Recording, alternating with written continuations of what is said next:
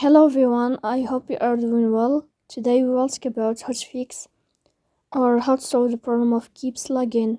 On the application of Yazio, you will go to settings. In this first page of settings, you will click here. In this page, you will click on apps, default apps, app settings.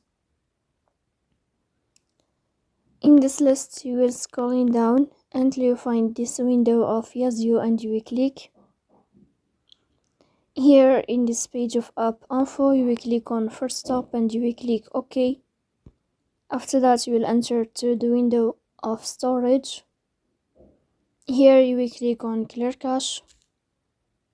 Then you can turn on your airplane mode and you will turn off your airplane mode again to fix that problem. So please don't forget to support us by like and subscribe.